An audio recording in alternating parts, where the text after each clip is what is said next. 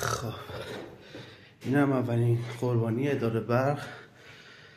درایو پروژه ما رو سوزونده، درایو کیوما 1000 که دادیمش تعمیر. بریم ببندیمش ببینیم چطور میشه. خب درایو رو بستیم، سیمکشی های مربوطه رو انجام دادیم. این تابلو روشن کنیم ببینیم حرکتش چطور شده.